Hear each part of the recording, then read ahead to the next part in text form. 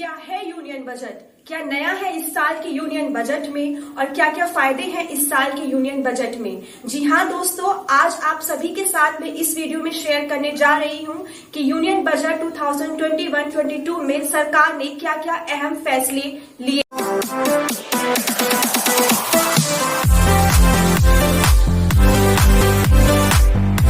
नमस्कार दोस्तों, मेरा नाम है यशिका बिश्नोई और आज आप सभी के साथ यूनियन बजट 2021-22 पर चर्चा करने जा रही हूं और आप सभी को आसान भाषा में ये बजट समझाने जा रही हूं। तो मेरे साथ इस वीडियो में अंत तक बने रहिए। तो चलिए दोस्तों शुरू करते हैं।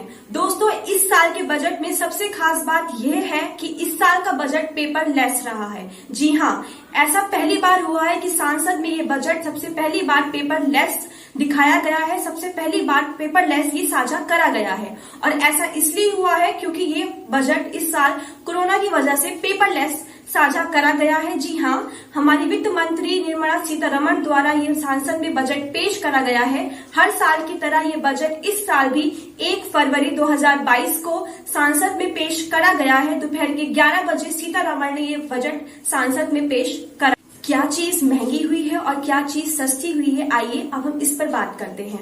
तो दोस्तों, इस साल पेट्रोल और डीजल को महंगा करा गया है। जी हाँ, पेट्रोल और डीजल के दामों को महंगा करा गया है। साथ ही स्टोन्स और शूज को महंगा करा गया है, मतलब रतन और जूतों को भी महंगा करा गया है, उनके रेट इंक्रीज करे गए हैं।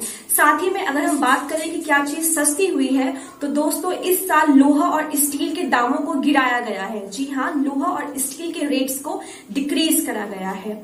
और अगर हम बात करें कि और क्या क्या अहम मुद्दों पर बात हुई है, तो जी हाँ, हमारी वित्त मंत्री ने भाषण देते हुए यह भी कहा है कि इस साल माइग्रेंट वर्कर्स के लिए, प्रवासी मजदूरों के लिए एक योजना चलाई जाएगी, जिस योजना का नाम होगा एक देश एक राशन कार्ड। इस योजना के तहत जितने भी प्रवासी मजदूर हैं उनको एक राशन कार्ड दिया जाएगा और इस राशन कार्ड के लिए एक पोर्टल की व्यवस्था करी गई है। इस पोर्टल में उनके सारे डाटा कलेक्ट किए जाएंगे जो कि माइग्रेंट वर्कर्स से जुड़े होंगे।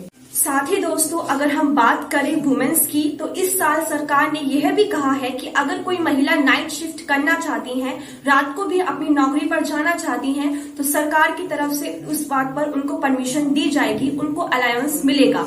इसका मतलब कि सरकार आपको नाइट शिफ्ट करने की भी आजादी दे रही है। ये बात महिलाओं के लिए है। अगर कोई महिला दिन के साथ साथ नाइट शिफ्ट भी करना चाहती है तो ये भी उनके लिए आजादी है, ये भी उनके लिए एक अहम फैसला लिया गया है। साथ ही सरकार ने ये भी कहा है कि नाइट शिफ्ट के लिए महिलाओं को पर्याप्त सुरक्षा प्रदान करी जाएगी। जी हाँ, आइए दोस्तों अब हम बात करते हैं क्रिप्टो करेंसी की। जी हाँ, सही सुना आपने। इस वक्त जो बहुत ज्यादा ट्रेंड में है, जो बहुत ज्यादा चर्चा में है, वो है क्रिप्टो करेंसी। और अगर मैं क्रिप्टो करेंसी की बात करूं आसान शब्दों में, तो सरकार ने इस साल के बजट में कहा है कि क्रिप्टो करेंसी पर 30% का टैक्स लगाया जाएगा।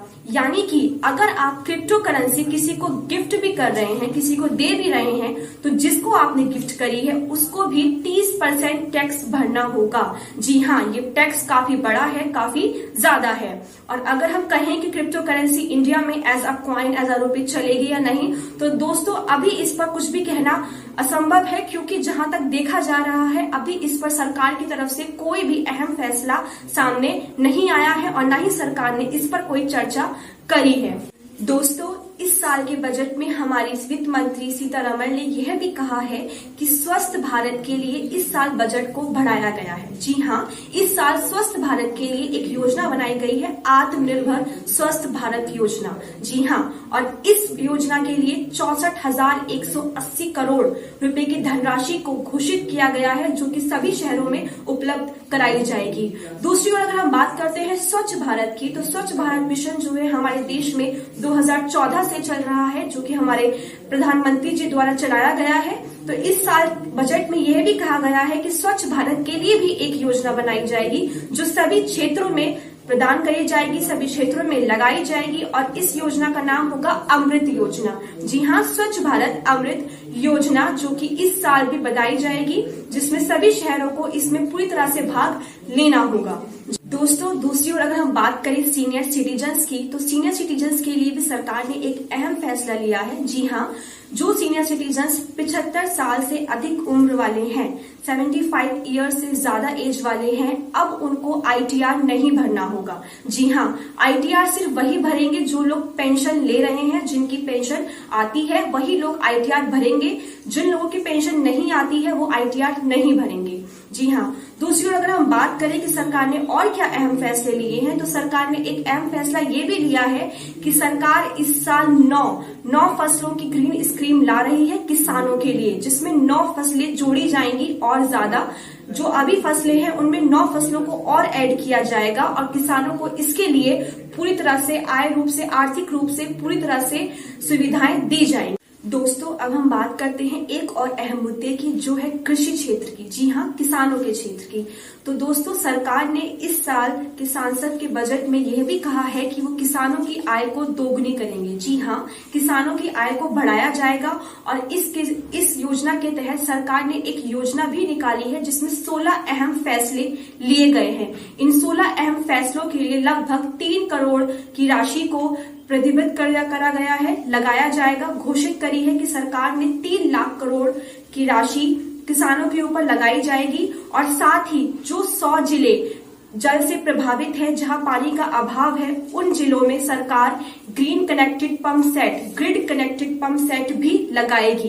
जी दोस्तों, मुझे पूरी उम्मीद है कि मैं अपनी बात आप तक बहुत अच्छे से पहुंचा पाई होंगी, आपसे साझा कर पाई होंगी। लेकिन फिर भी अगर कोई बात है जो मैं नहीं पहुंचा पाई हूं, तो आप प्लीज मुझे कमेंट सेक्शन में कमेंट करके जरूर बताइएगा। मैं पूरी कोशिश करूंगी कि मैं आप तक वो जानकारी पहुंचा पाऊं। और अगर आपने मेरे चैनल को अभी तक सब्सक्राइब नहीं किया है तो प्लीज सब्सक्राइब कीजिएगा, वीडियो को लाइक कीजिएगा और शेयर कीजिएगा।